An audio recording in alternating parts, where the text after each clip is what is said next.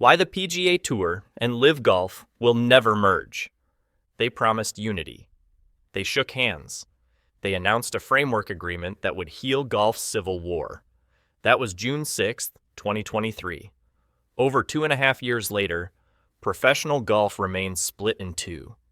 The merger deadline has passed, and every attempt to bring the tours together has failed. What happened? Why can't two organizations that desperately need each other actually make a deal? The answer isn't simple. It's a story of broken trust, impossible negotiations, federal investigations, player rebellion, and the simple reality that some divides are too wide to bridge. This is why the PGA Tour and LIV Golf will never merge. The shocking announcement. June 6, 2023. Golf woke up to news that shouldn't have been possible. The PGA Tour and LIV Golf, bitter enemies locked in lawsuits and public warfare, had agreed to combine their commercial operations.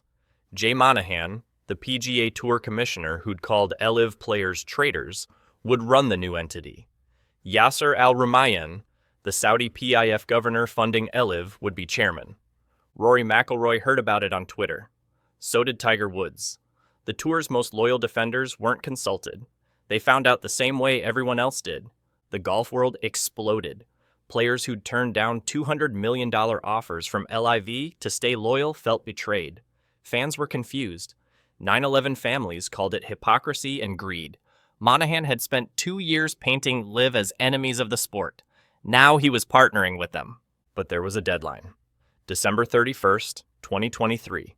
The framework agreement gave them 6 months to finalize terms. It seemed simple enough. Both sides wanted it. The money was there. What could go wrong? Everything. The deadline that never mattered. December 31st, 2023 came and went. No deal. The PGA Tour announced they were extending negotiations. They'd made progress, they said. A deal was close. Just a few more weeks. Then January passed. February, March. Another deadline was set for April 2024, before the Masters. That deadline also passed without announcement. By summer 2024, both sides stopped talking about deadlines entirely. The framework agreement, once heralded as golf's salvation, had become an embarrassment. Over 450 docket entries in the original litigation. Hundreds of millions spent on lawyers. And they couldn't finalize a deal they'd already agreed to. The question wasn't whether they'd missed the deadline anymore. It was whether they even wanted to merge at all. The money problem. Here's what should have made the deal easy. Money. The Saudi Public Investment Fund was prepared to inject $1.5 billion into PGA Tour enterprises. Some reports suggested as much as $3 billion total. The PGA Tour needed that money. LIV Golf was bleeding $400 million a year in losses. But the PGA Tour found another option. In January 2024, they announced a deal with Strategic Sports Group, a consortium of American sports billionaires.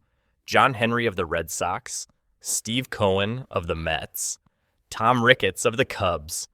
They invested $3 billion into PGA Tour enterprises.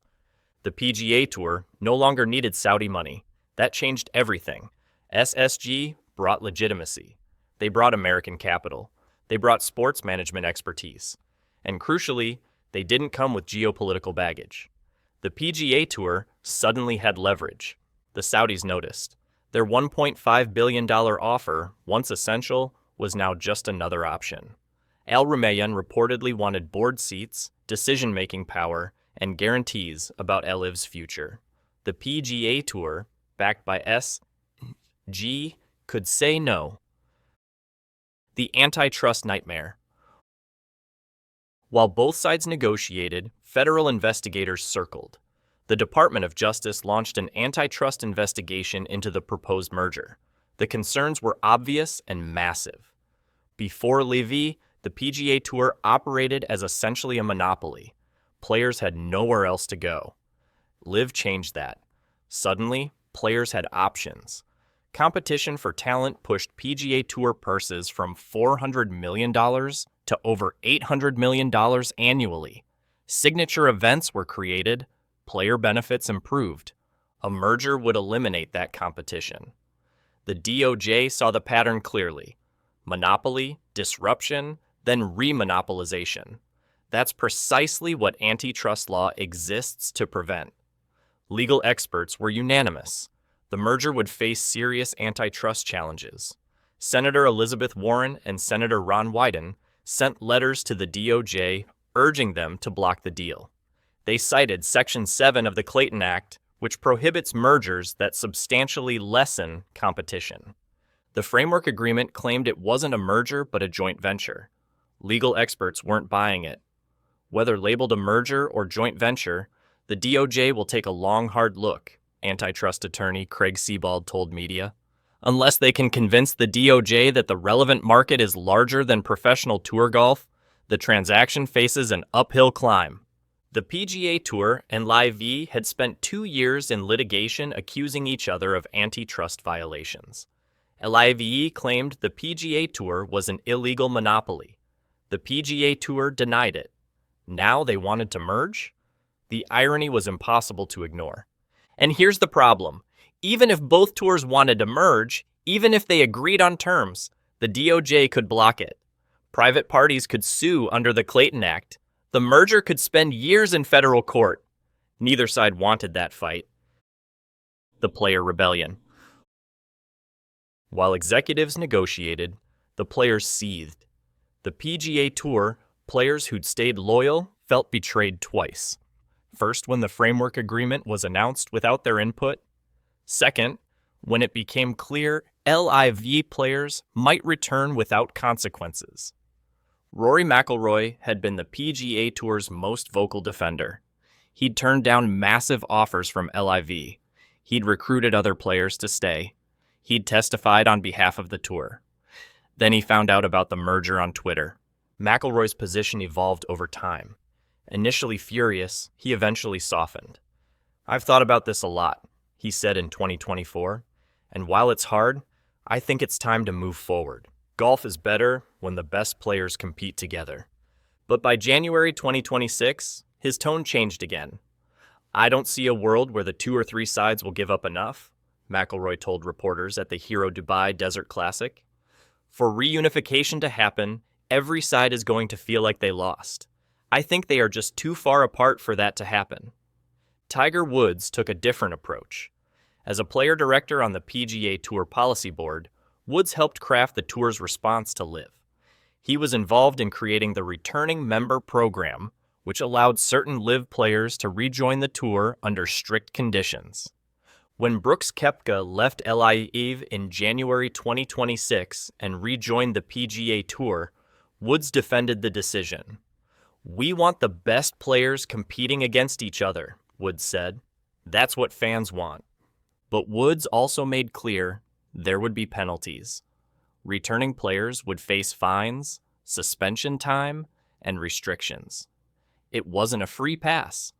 Other players were less diplomatic. Justin Thomas spoke for many when he said tour players were over the divide and wanted resolution. But that didn't mean they wanted LIV players returning without consequences. The player rebellion created an impossible situation. Any merger that brought LIV players back would anger tour loyalists. Any merger that punished LIV players would anger the Saudis. There was no middle ground that satisfied both groups. The leadership change. In mid-2025, everything shifted again. Jay Monahan, the PGA Tour commissioner who'd negotiated the framework agreement, stepped aside. Brian Rowlap, a longtime NFL executive, took over as CEO. Rowlap brought a different philosophy. Where Monahan had seemed desperate to make a deal, Rowlap appeared indifferent. At the CNBC-CEO Council Forum in late 2025, Rowlap hinted he wasn't actively pursuing a merger. He didn't dismiss it entirely, but he wasn't prioritizing it either.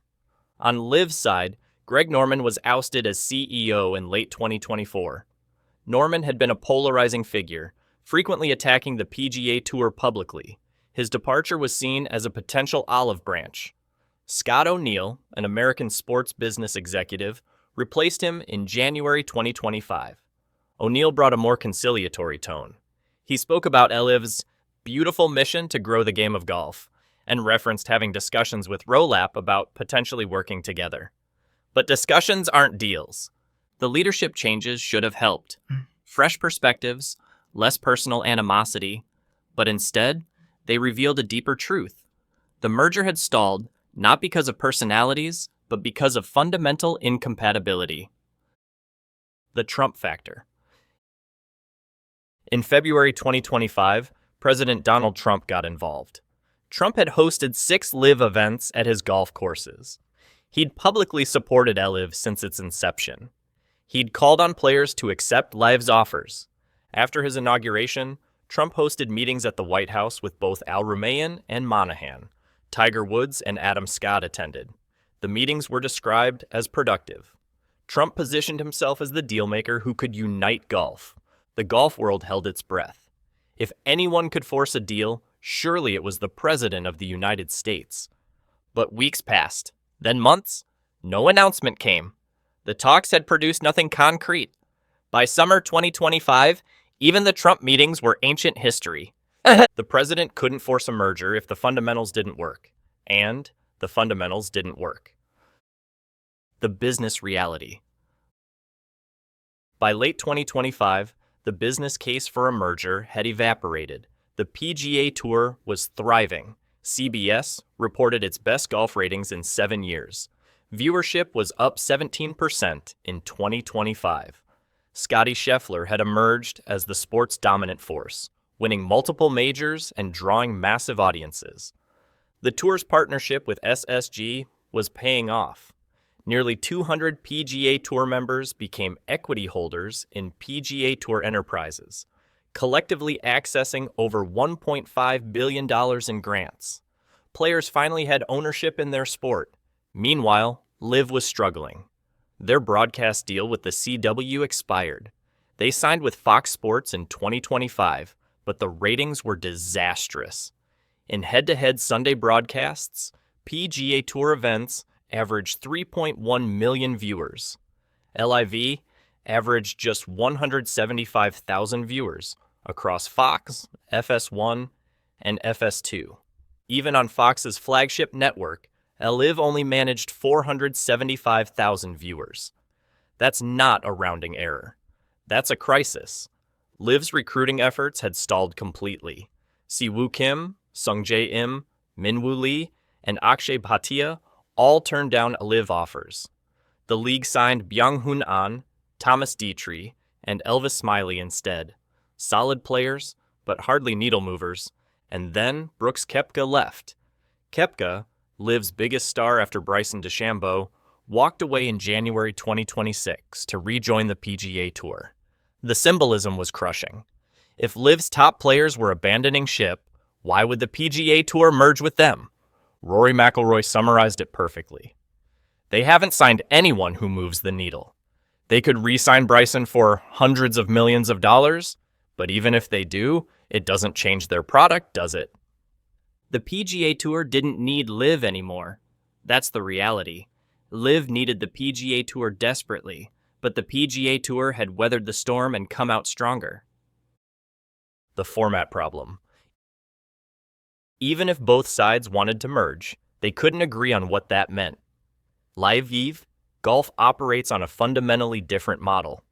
54 holes, no cuts, team competition, shotgun starts, guaranteed money. The PGA Tour, 72 holes, cuts after 36 holes, individual stroke play, tee times, prize money based on performance. How do you merge those formats? LIV refused to abandon their team concept. The PGA Tour couldn't adopt it without alienating sponsors and broadcast partners. There were proposals. Integrate LIV's team events into the PGA Tour calendar as special exhibitions. Reduce the PGA Tour schedule to 25 elite events, creating space for LCE team competitions. Create a hybrid calendar where both formats coexist. But every proposal created new problems.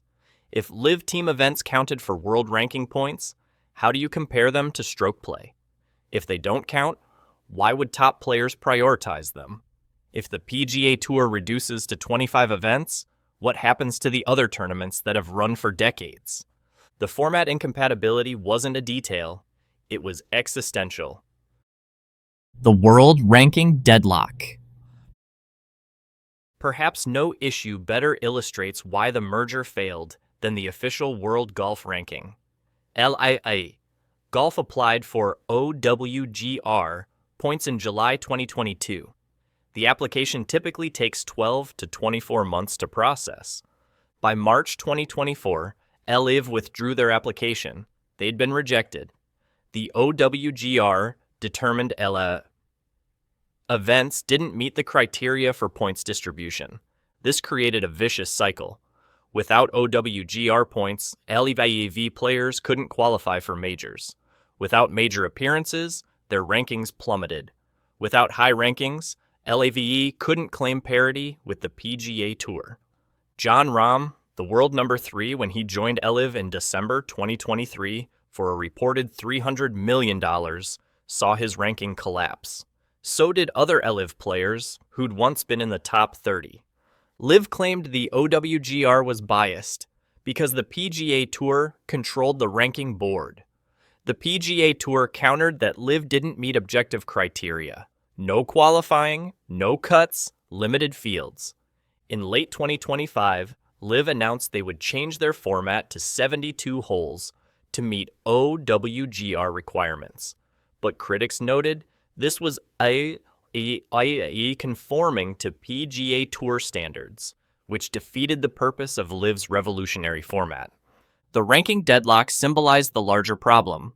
LIV wanted legitimacy without conforming to established standards. The PGA Tour refused to grant legitimacy without conformity. Neither would budge. The cultural divide. Beyond money, lawsuits, and logistics, there was something deeper keeping the tours apart. Culture. The PGA Tour represents tradition, Augusta National, the US Open, history and legacy, earning your way through Q School, working your way up, respecting the game's heritage. LIV Golf represents disruption, guaranteed contracts, social media freedom, music at events, relaxed dress codes, a rejection of golf's stuffy traditions.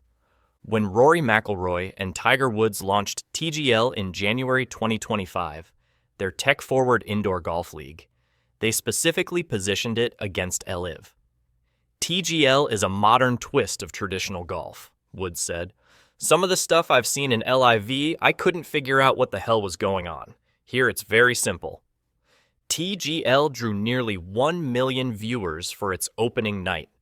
The league featured the PGA Tour's biggest stars competing in a primetime format designed for younger audiences. It was the PGA Tour's answer to LIV, but on their terms. LIV, meanwhile, doubled down on their format. They expanded internationally. They bought golf courses. They invested in infrastructure. They committed to their vision, regardless of criticism. The cultural divide meant that even if the tours merged on paper, the philosophies were incompatible. You can't merge tradition and disruption. One has to dominate. Neither wanted to surrender. The Saudi problem. There's an elephant in every negotiating room. Saudi Arabia's human rights record. The kingdom's involvement in LIV Golf was never just about golf. Critics called it sports washing, using sports to distract from human rights abuses. The murder of journalist Jamal Khashoggi, mass executions, persecution of dissidents. These weren't distant political issues. They were active controversies that shadowed every LIV event. When the framework agreement was announced, 9/11 families immediately protested. Our entire 9/11 community has been betrayed, Terry Strada, chair of 9/11 Families United, said. Their concern for our loved ones was merely window dressing in their quest for money. The political pressure was real. Senators demanded investigations. The DOJ launched probes. The UK's Competition and Markets Authority examined the deal. Any merger would make American players, American sponsors, and American broadcast partners complicit in Saudi sports investments. Some were willing to accept that, many were not. The PGA Tour, after the initial framework agreement backlash, realized the political cost might be too high. SSG's American money provided an exit ramp. They took it. The end of hope. By January 2026, even the optimists had given up. Tiger Woods admitted at a TGL event that the PGA Tour had been working on the returning member program for months. It wasn't a temporary solution. It was the permanent strategy. Instead of merging with LIV, the PGA Tour would simply allow LIV's best players to return individually. Brooks Koepka first, potentially Jon Rahm next, maybe Bryson DeChambeau eventually. This was elegant in its brutality. The PGA Tour didn't need to merge with Huawei. Yeah, they could just wait for LIV to collapse and pick up the pieces. Rory McIlroy's January 2026 comments confirmed what everyone suspected. I don't see a world where the 2 or 3 sides will give up enough. I think they are just too far apart. Golf Channel's Rex Hoggard identified it as the year's biggest surprise. Talks had completely stopped. Not slowed down, not stalled, stopped. The framework agreement signed on June 6, 2023 was dead. Not officially canceled, but dead nonetheless. Both sides had moved on. The future that never comes. So what happens now? The PGA Tour continues strengthening its position. Scottie Scheffler dominates. Viewership grows. The partnership with SEC delivers value. TGL provides innovation without abandoning tradition. LIV Golf continues bleeding money. The Saudi PIF has unlimited resources, so LIV won't fold. But it won't grow either. It will exist as a parallel tour, offering massive contracts to a shrinking pool of interested players. The majors will remain the only place fans see all the best players compete. Augusta, St. Andrews, Pebble Beach. Those weeks will feel special precisely because they're rare. Some LIV players will eventually return to the PGA Tour. The returning member program provides a path, albeit with penalties. But most LIV players will stay, locked into contracts and unable to compete for world rankings or regular tour status. The merger will remain what it's always been, a nice idea that reality rejected. Too many obstacles, too many competing interests, too much bad blood, too little trust. The truth. Here's what nobody wants to admit. The PGA Tour doesn't want to merge anymore. They wanted it in June 2023 when LIV was threatening their existence. They don't want it now that they've survived and strengthened. LIV. Golf desperately wants to merge. They need legitimacy, world ranking points, and access to the established golf ecosystem. But they have no leverage. The PGA Tour holds all the cards. A merger requires both sides to need each other. When only one side needs the deal, it's not a merger. It's a surrender. LIV won't surrender. The Saudi PIF has too much pride and too much money. The PGA Tour won't surrender either. They don't have to. So professional golf will remain divided, not because a merger is impossible, but because the people with power to make it happen don't want to. And in the end, that's the only reason that matters. The framework agreement promised to unify the game of golf on a global basis. It promised to end litigation and bring the best players together. It promised a new era. It delivered none of that. Instead, it revealed that some wars don't end with peace treaties. They end with one side winning and the other refusing to admit defeat. The PGA Tour won. LIV Golf lost. The merger will never happen because the winners don't negotiate with the losers. They just wait for them to fade away. That's not the ending anyone wanted, but it's the ending we got.